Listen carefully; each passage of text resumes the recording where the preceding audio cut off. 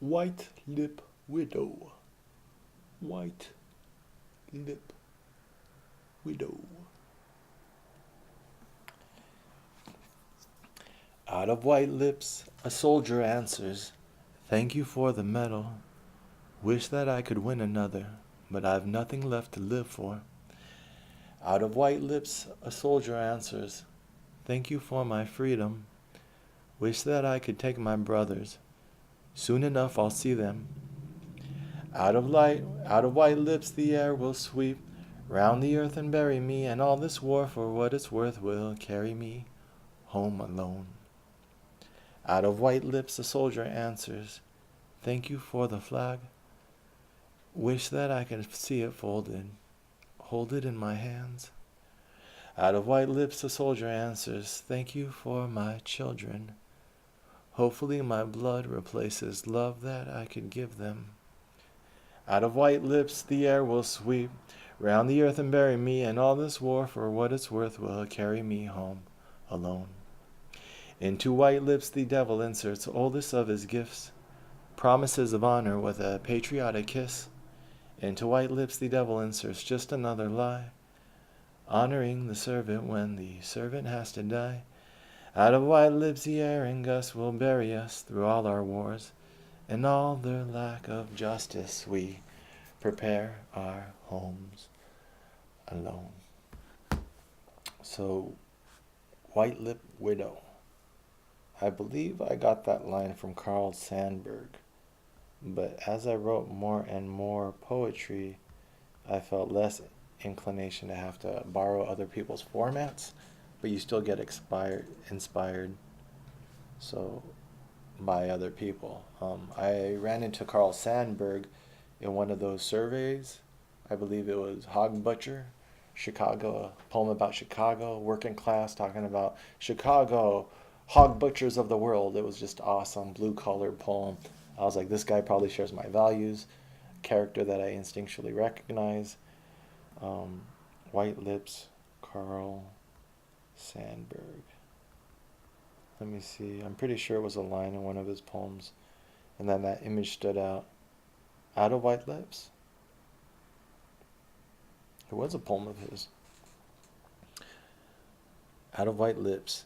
Out of white lips, a question. Shall 7 million dead ask for their blood, a little land for the living wives and children, a little land for the living brothers and sisters? Out of white lips, shall they have only air that sweeps round the earth for breath of their nostrils, and no footing on the earth, on the dirt of the earth, for their battle-drabbed, battle-soaked shoes? Out of white lips, is the red in the flag the blood of a free man on a piece of land, his own, or is it the red of a sheep slit in the throat for mutton? Out of white lips, a white pain murmurs, who shall have land? Him who has stood ankle deep in the blood of his comrades and the red trenches dug in the land. So, this is in Cornhusters. Carl Sandburg is a poet, 1878 to 1967. So I read his Hog Butchers of the World, and I identified someone of character and value, like when I read Robinson Jeffers, a pacifist during World War II. It's such a hard thing to oppose a war which the whole world said you should be for. And so our canon, that's the issue with the Western canon. These aren't the best artists we created out of the West. These are the ones who support a certain viewpoint of humanity and who support power structures and an empire. Even though Hemingway, I think, was Hemingway the one who went and fought in the Spanish Civil War?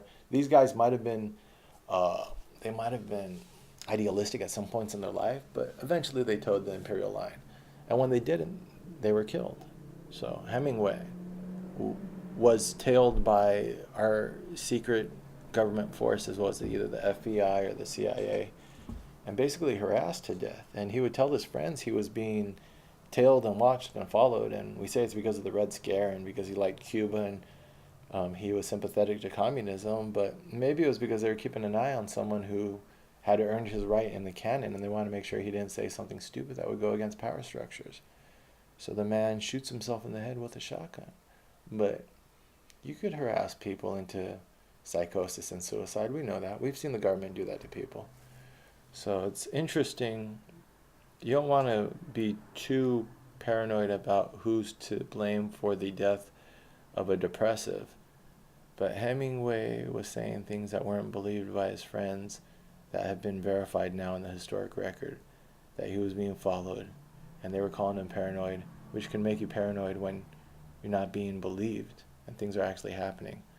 Who else was being tailed? A lot of other people who were assassinated or committed suicide, even in the modern age.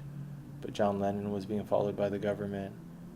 We know that MLK was, to the point that his death was ruled to, the government's ruled to have been complicit in his death. Something about we might have paid someone who hired the assassin to kill MLK. But his family won a civil lawsuit against the U.S. government to prove within a court of law, which is how we established one venue for establishing truth in our society, that the United States government, in some part, maybe not completely, but in some part, was responsible for his death. We are also tailing Malcolm X. Malcolm X said to people at the time, I know what the Nation of Islam can and can't do. I created a lot of the systems that they operate, and what's happening, the people who are following me are far beyond their capabilities. So he knew it was a government onto them. How did Che Guevara die?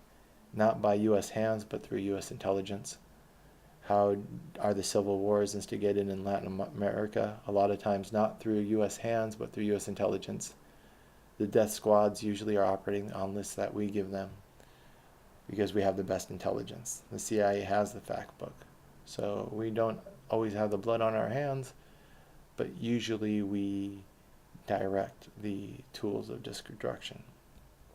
So that being said, I find this helps me if I would probably be Hemingway-like in my paranoia and insanity if I didn't find like-minded people throughout history who I stand by.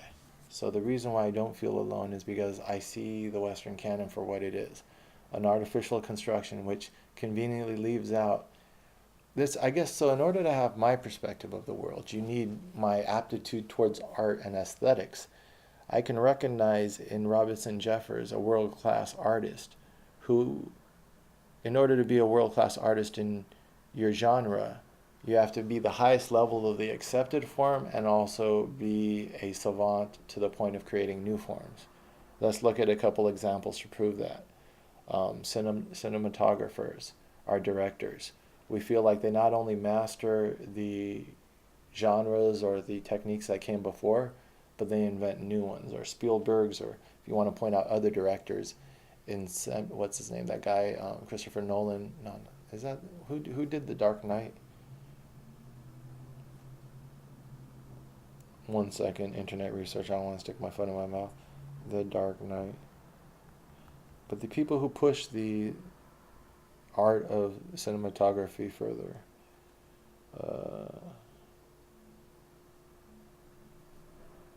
Director. I'm so bad at pop culture. But then he did Christopher Nolan. He did Inception. It's like his movies have a grandness to them.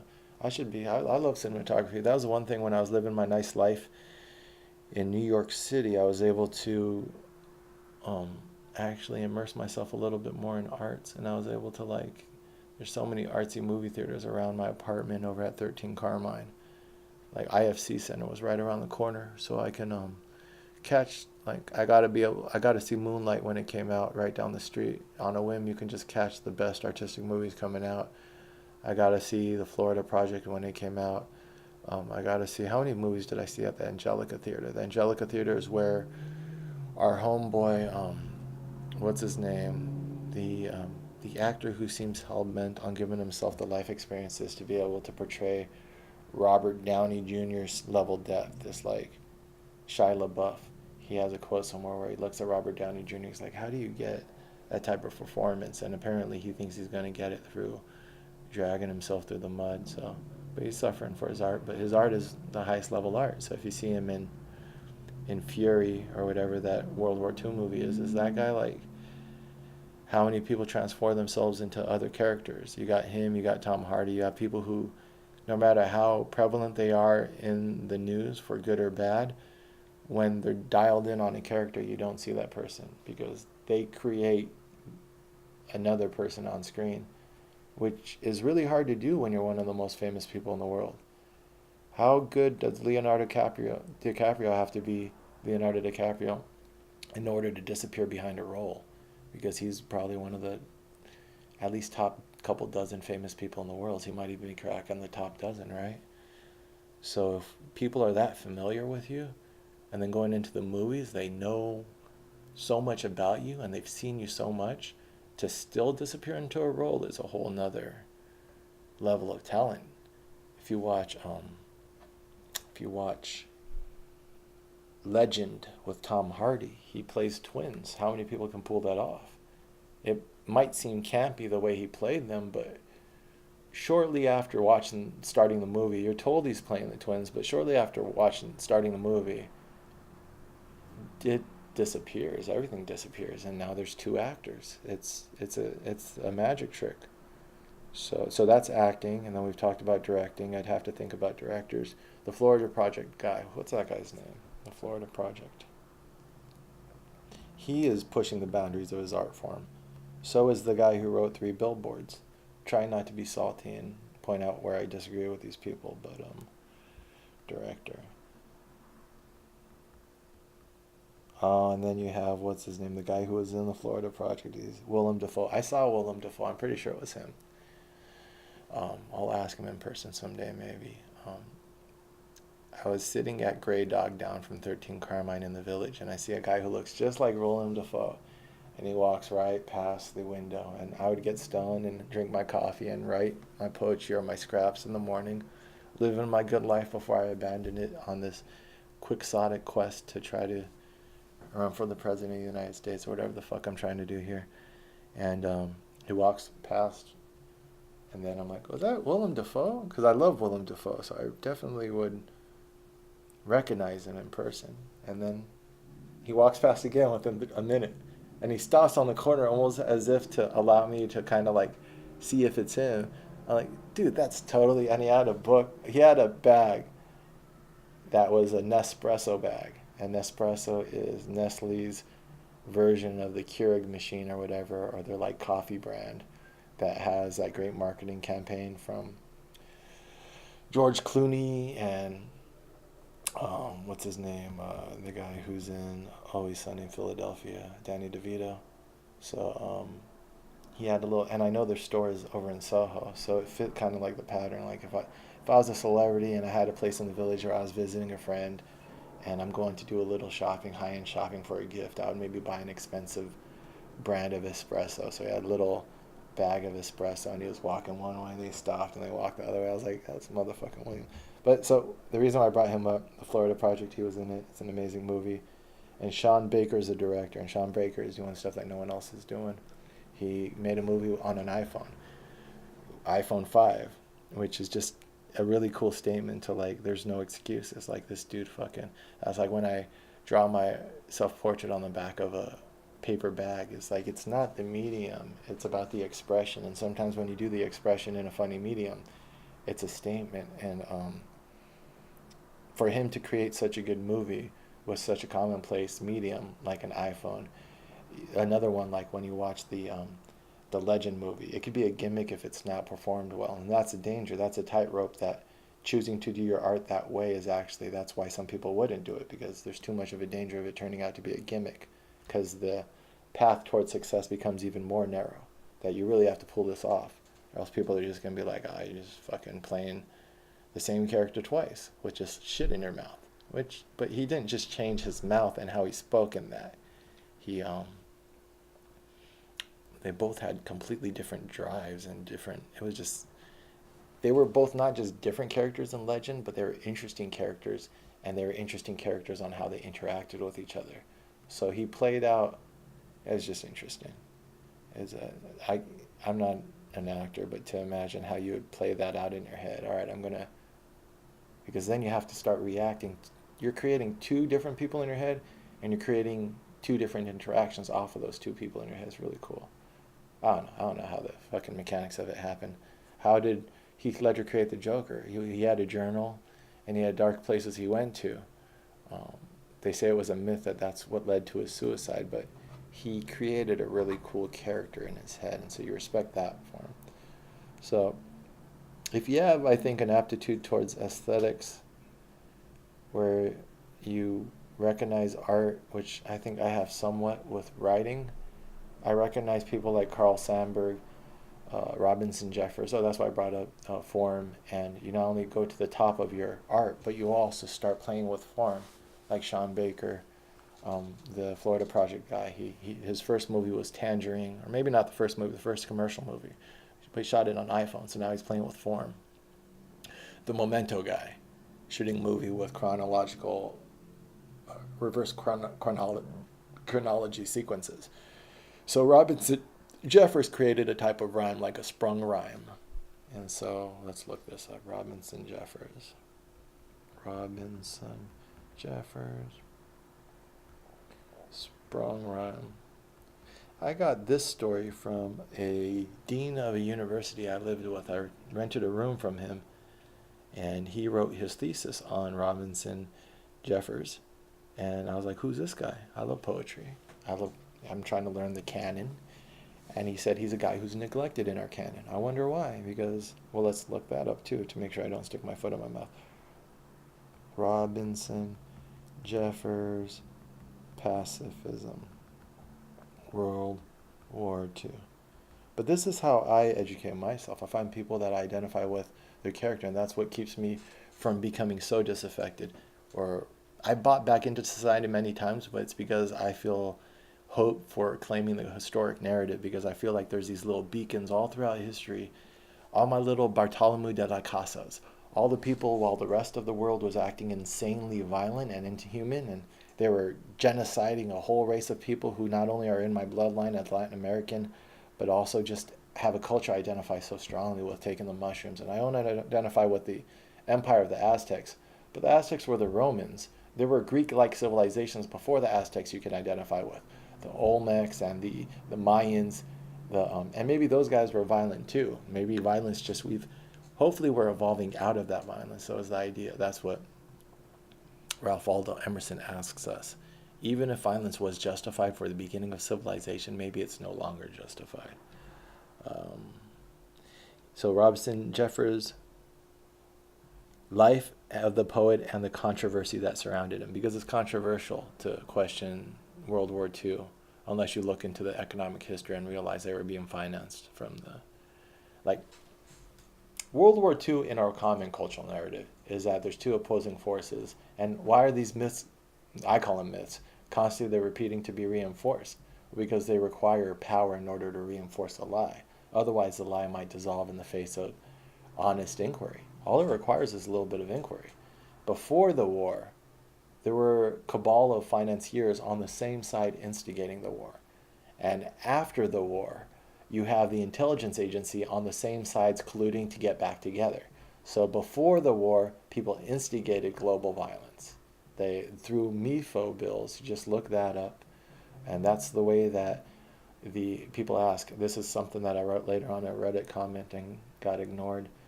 But if you look up the economic history of the Nazi Germany, how did they finance the rearmament when the whole world was watching them, and explicitly they weren't allowed to do that? They did that through this thing called MIFO bills, and they did that through a connection of financiers, which traces its lead players into the global finance syndicate. So it's not a leap to assume that at the highest level of financial, social circles around the world, people knew that Germany was rearming and that a world war was coming to a head. Now, these financiers historically have always made money off of war, so now it's not a leap to assume that this is what led to the French Revolution, right? Is you had a king who was being preyed upon by financiers to the point that his wars were gutting his country from the inside out. Well, that's one interpretation. I need to read more history to understand if my narrative makes more sense. That's all you can do with history, is offer a narrative that makes more sense than the given narrative. But so, my narrative of World War II. There were vested interests at the beginning speaking to each other and working with each other in order to help rearm Germany. And then also culturally, we were very much similar to the anti-Semitism happening within Germany. I know personally firsthand, this is where we tie ourselves into history. That's why my grandma stopped becoming a practicing Jew, because Hollywood at the time, and she lived in Orange County, was openly anti-Semitic to the point that you had Madison Square, well, this is in New York, but Madison Square Garden was having rallies in support of Hitler. And over here, you had open parties talking about how Hitler's such a good guy. He was the man of the year. So someone who opposes World War II because they're being a critical thinker is controversial. There'll be a point in our history which that won't be so controversial. But we'd have to talk more honestly about how culturally and economically our supposed Western civilization helped this man rise. The strong man of history argument has been debunked a long time ago in the art of history. I would think, from what I read, I thought it was, that history is a lot more complex than just one evil dude. But our pop culture still holds on to that.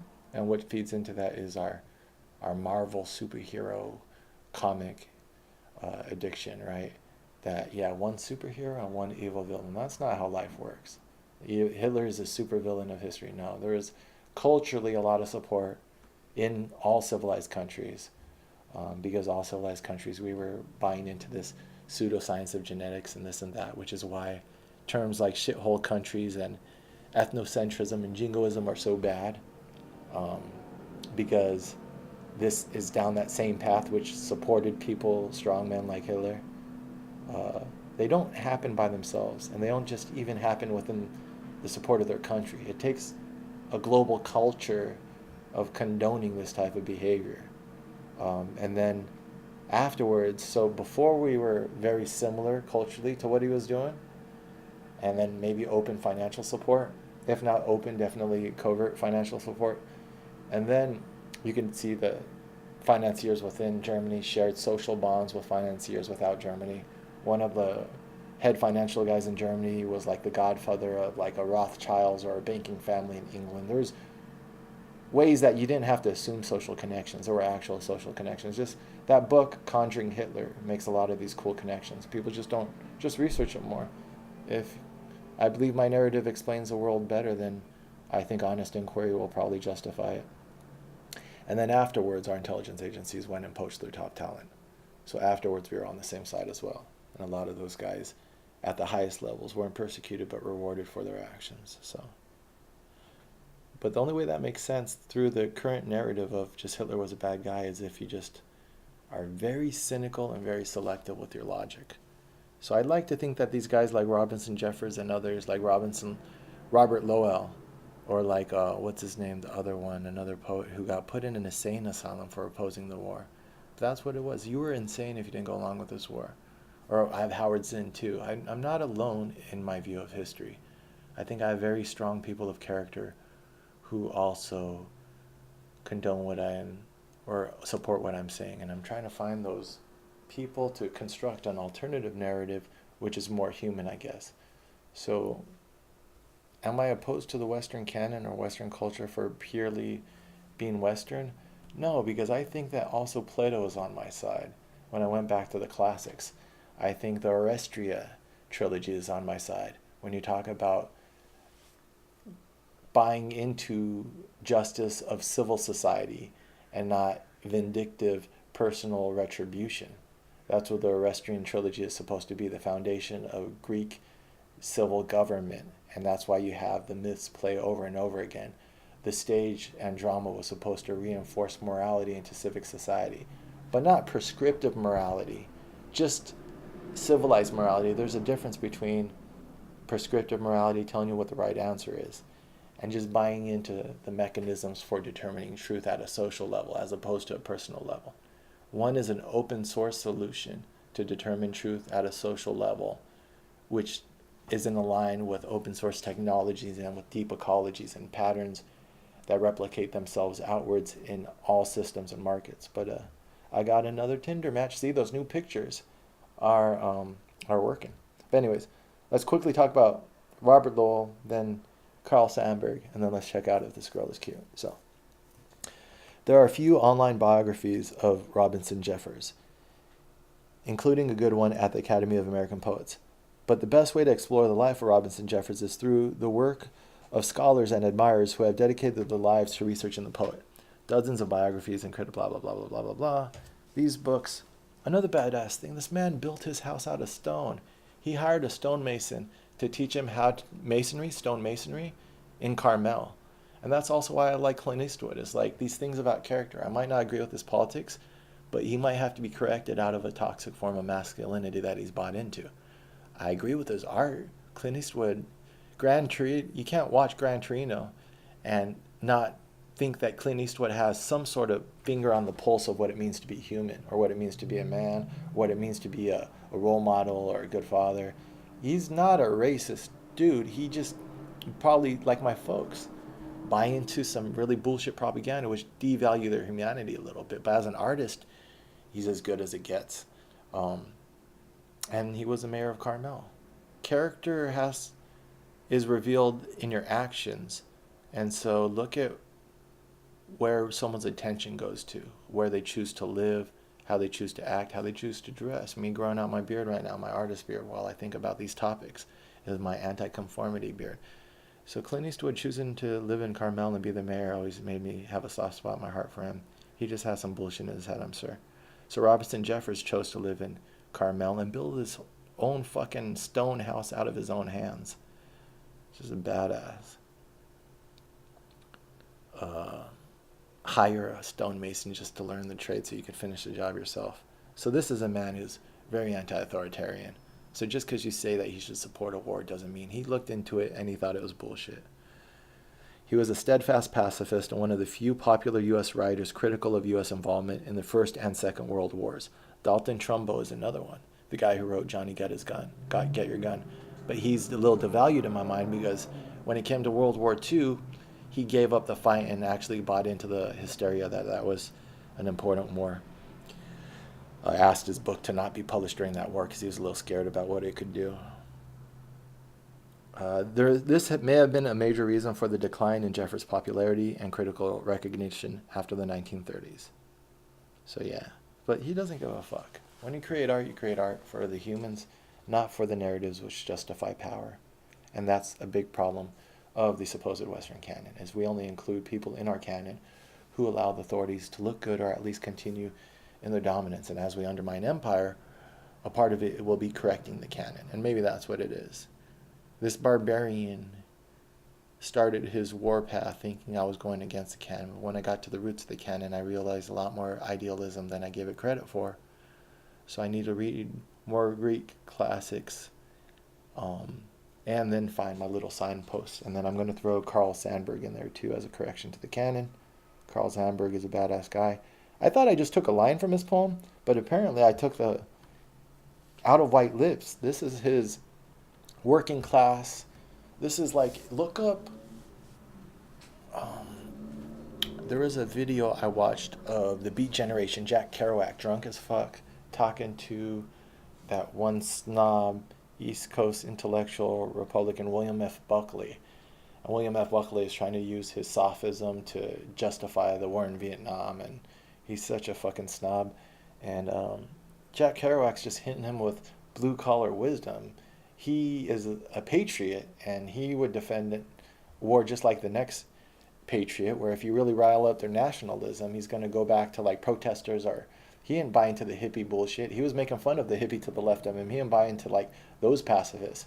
But he could tell the illogic when he sees it. And he says, I think the Vietnamese are just going after our Jeeps. There's this video of him talking to Robert F. Buckley. And F. Buckley couldn't pigeonhole him into this manipulative discussion he's trying to have in order to justify this foreign war of aggression. Because to be honest, William F. Buckley, like to be honest is another phrase when you're in sales or you're talking to people. That's usually when someone's about to lie to you. But it comes out of emotion. William F. Buckley seems like a horrible human being. It seems like he believed the world was predatory and he was justifying empire because he believes that our only ability to function in this world is as the apex predator. I've seen those values and that ideology on his side before. So I quickly identified him as such. Jack Kerouac just wants to be an honest expression of human individuality, but he also is very nationalistic. He also, his drug of choice was alcoholism. He didn't have enough self-reflection in order to allow for other, it seems like, expressions like marijuana use, psychedelics, this and that. So he looked at the new generation after the Beat Generation as just a bunch of fucking losers and said as much. But it's really interesting because he doesn't fit a neat, debatable item of either pro or against war. And his logic, being an artist, was like, he pointed out the illogic of throwing so many resources over there, saying the Vietnamese are just trying to get all our jeeps because we're dropping so many resources in this war, and we're throwing these jeeps out there, and then, like, just like the Iraq war, all of a sudden they're using the weapons that we just paid for. They're using, this is something that ISIS and the other foreign fighters are using, all the Humvees that we sent over there. Not all of them, but there's a lot of U.S. equipment which is being used by the people who then fight against our troops. That's another breaking of the social contract. Don't put soldiers into harm's way unnecessarily. Was that ignorance or maliciousness that we're funding and supporting the people who then go kill American soldiers? If that's not treason, then what is, right? So Carl Sandburg, I think, is that more Jack Kerouac questioning war, but not from a pacifist standpoint. That would be Robinson Jeffers. But from a patriotic standpoint. He says, "Who shall have the land? Him who has stood ankle deep in the blood of his comrades." He's just saying 7 million dead ask for their blood a little land. He's just saying, treat the working class, treat the soldiers a little bit better. If you're going to ask them to fight and die for your country, then fucking respect them. That's all. And this is what I said in another video. Let's compare how we treat our soldiers to how we treat our public contractors. And that would be a really good wedge issue to separate the military support from the Republican cause. Because the Republican cause is openly fascist and openly everything should be privatized. The U.S. military isn't private. Because that's the end goal. Do you want to have a private military? Because this is how you get fascism openly in name and execution, is by having a completely private military.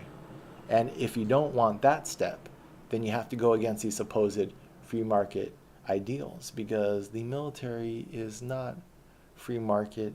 It's run socialistically through time and service. That's how you get promoted.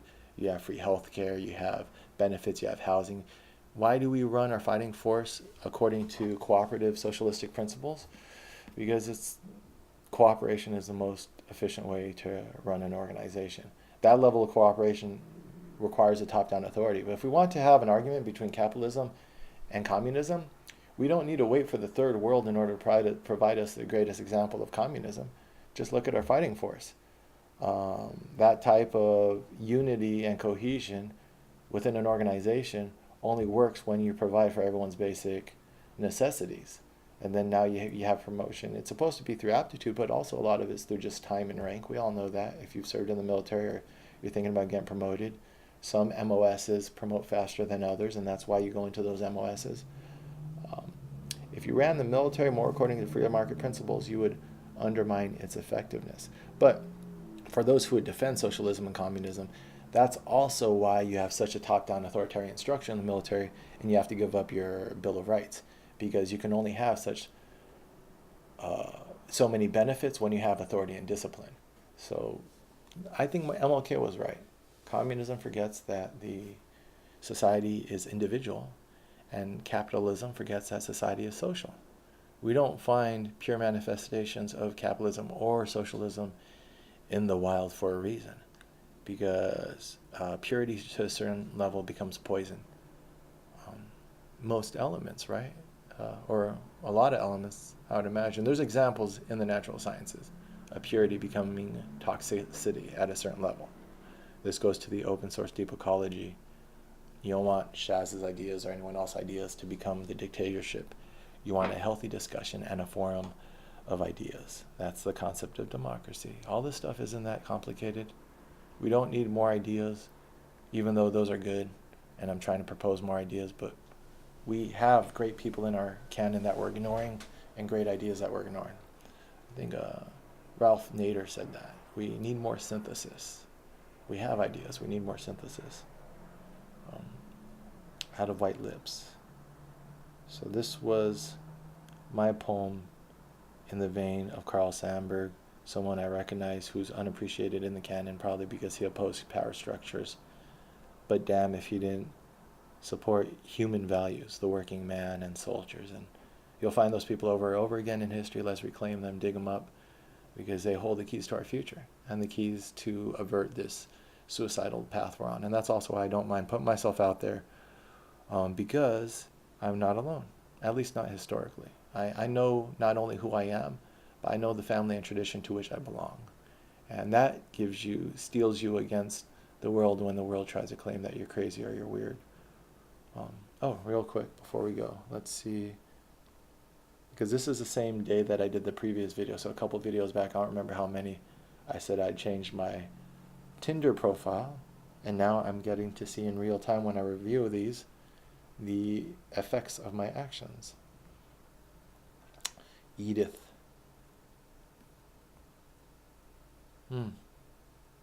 She's 30. I should date more my age, I guess. She's got a big smile. Should I show her picture here? She's a little scaring me. You know those people, I'm not going to show her picture, that's rude. You know those people where every single picture, she's single, Puerto Rican, independent, no children, still looking for a long-term relationship. She wants someone she could build memories with. So I had the girl who's just looking for the hookup, that I probably fucked that up because I was like trying to like qualify her as like, I'm smart, you're smart, we can have a conversation. And she hit me back. I throw her like long messages and she hit me back with, I'm just looking for someone casual and convenient. And I'm like, fuck, that was the fuck buddy. I just fucked that up. Tried to turn the fuck buddy into a relationship. And now Edith definitely is looking for a relationship. Red flag number 1. Every single picture, swipe through 5 pictures, and I swear you can just photocopy one face onto the next face.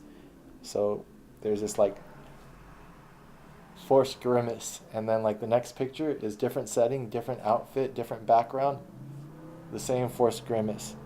So variety of facial features. Number 2, she's wearing black lipstick on one of them. I don't know why girls think that's a good look. Not to be judgmental, but I have like a superstition against pointy shoes. If a girl has pointy shoes, they're not comfortable. So sometimes I ignore these rules, but intuitively they're like little indicators. Every single picture also has a gold cross. So she seems highly religious, a very prominent gold cross. I don't think me and Edith would get along, and she might be a virgin. No, probably not, but she might feel very bad. I don't know. She's Puerto Rican. I love Puerto Rico. She's cute. I'm going to message her because I need practice talking to women. And also I want to... Last time I tried Tinder was a couple years ago, in between relationships. And I hacked it to get laid within 2 days. But in order to do that, you need to really pay for the... I don't have money right now to pay for the higher premium account. And then you have to swipe a couple hundred a day. I put some sexy pictures, and within a day or 2, I found some girl who just wanted to hook up. So you can hack it. There's horny people out there, plenty of horny girls. She was from Taiwan or Singapore or one of those countries. She was one of the first Asian people, not from America, like from like an Asian country, who was over here studying. And it was a really awesome physical connection. There was nothing there other than the physical, pretty much. So I acted stupid, was a little bit neglectful of her needs a couple times, and she dropped me. That it kind of wakes you up. It's like you can't be a complete asshole. You can be, sometimes I'm a little bit of an asshole, a little bit of a rough around the edges type person, where I'm a little bit with this artistic sensibility into myself and into my projects, and I leave these decent relationships and these decent women who love me in order to continue on my adventures and my quest for my art. But if you want good company in life, the good women who are in demand won't tolerate that. So she was a little reminder of that like a pretty, intelligent, in-demand woman doesn't have to put up with her shit. So I thank her for that. All the women in your life teach you something. Um, I don't know if I want to jump on this grenade though, but it's good. These little likes remind you that you have something to offer. And if you're out there thinking you don't have something to offer, you can always work on yourself. Start growing your garden. It's never too late to plant some seeds, water them. Something will blossom, something will flower. Um, Not everyone has the same appetite. Your genetics are shared by other people in the world. That is a literal fact. You did not come out of nothing. And so there will be other people who, if for no other reason other than just a pure genetic pheromone thing, will be attracted to you because of how you look, because your genetics are shared through them or through similar paths. So I date outside my type, and but definitely like Arabic, Indian girls, whatever Middle Eastern thing I have going on. Sometimes if I shave up the facial hair, get more of a tan. The Spanish girls, Puerto Rico, I did pretty good. But that would be like, so you always have that genetic ace in the hole. There'll be a look and a type that you can go for. You have to clean up a little bit though. I'm trying not to shave the beard, so I would prefer to try to get laid but keep this. That means I'm going to have to try to play the artistic card though. Also, I have this. If I'm going to try to get laid, I'm going to have the odds stacked up against me. So we'll see. I might have to suffer my solitude a little bit more until I have money. And then if you have money, it does make up for a lot. So that's another thing. If you're really kind of sad about your options, put your head down and grind and make some money, and that makes up for a lot of lack of attributes. But it also helps you actually get a gym membership, a nutritionist, learn a little bit about nutrition. My teeth, I should probably fix that. That is a deal breaker for some girls if I wanted to get. I would like to keep widening my appetite, be able to be an omnivore and get with whoever I want. But the goal isn't really to be a player and be able to get the most conquest, because that number game gets tiring. And also, it just takes one crazy girl in your life to make you realize exposing yourself to that type of liability is insane. Like, don't fall in love with a pretty butt and a smile, or a pretty smile and a butt, or whatever, but like character. Make sure that whoever you're sharing yourself with is worthy of you sharing yourself with them. Same with sales as with women. Bad business is a bitch to unwind, and so are bad relationships. So don't accept money from people who don't share your values, because you might end up regretting it later on. The same thing with your body. Don't share your body with people who don't share your values. That's where me and Edith might not be on the right track, but that comes from having enough money in your pocket to be able to turn down the business, right?